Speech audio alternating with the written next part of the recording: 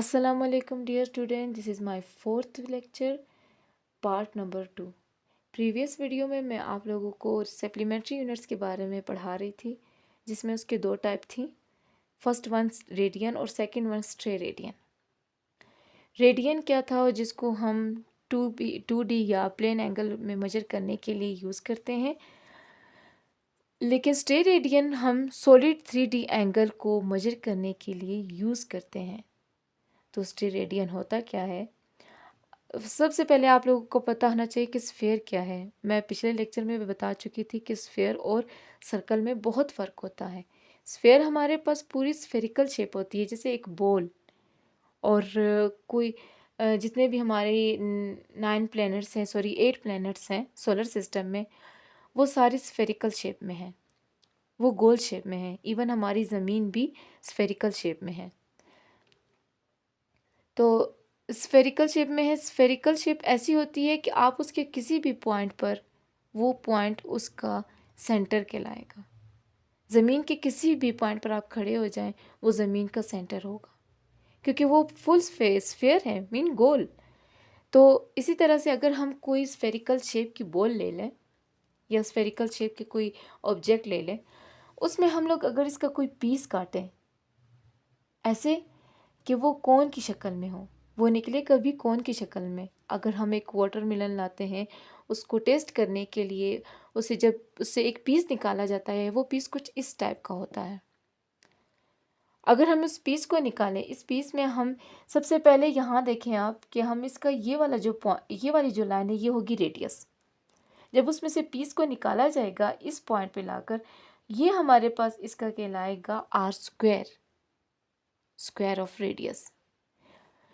Total यानी overall अगर sphere का एरिया देखा जाए, वो 4πr² कहलाता है। डेफिनेशन देखते हैं इसकी कैसे है। अब हम देखते हैं स्टेरेडियन क्या है। Steradian is a solid 3D angle subtended at the centre of a sphere by an area of sphere equal to square of radius. अगर हम किसी भी स्फीयर का कोई रेडियस लें, रेडियस से हम लोग उसकी कोई पेच निकालें या उसका कोई पीस निकालें, वो पीस हमारे पास एक कोन की शक्ल में आएगा, लाइक दिस। ओके, तो ये जब आएगा हमारे पास, इसका ये पॉइंट यहाँ पे कोई ना कोई ये एंगल बना रहा है, और यहाँ पे ये हमारे पास कहलाएगा r², यानी स्क्वायर ऑफ रेडियस। इसका जो टोटल एरिया है किसी भी स्फेयर का, वो होता है 4πr²। तो हमारे पास ये जो पूरी शेप है, ये शेप जो कोन की शक्ल में आई है, उसे कहा जाता है सॉलिड 3D एंगल, क्योंकि ये 3D शेप दे रही है हमें। यहाँ से अगर देखा जाए इसकी इस पॉइंट से, ये 3D हमें शेप दे रही है। तो डेफिनेशन में भी कुछ ऐसे ही कहा गया है कि वो एरिया जिसमें हम स्फेरिकल एरिया, कुछ स्फेयर का कोई ऐसा एरिया निकालें जो r² रेडियस के इक्वल हो, वो हमारे पास कहलाता है 3D angle, solid 3D angle. तो इसका फार्मूला कुछ इस तरह होगा कि angle of theta is equals to spherical area divided by r²। आपके पास जो स्फेरिकल एरिया है वो रेशो होगा r² का। कैसे? स्फेरिकल एरिया आपके पास r² है, 4πr²। अगर मान लें कि हम लोग स्फेरिकल एरिया हमारे पास 1 मीटर क्यूब है, तो रेडियस भी हमारे पास 1 मीटर क्यूब होगा।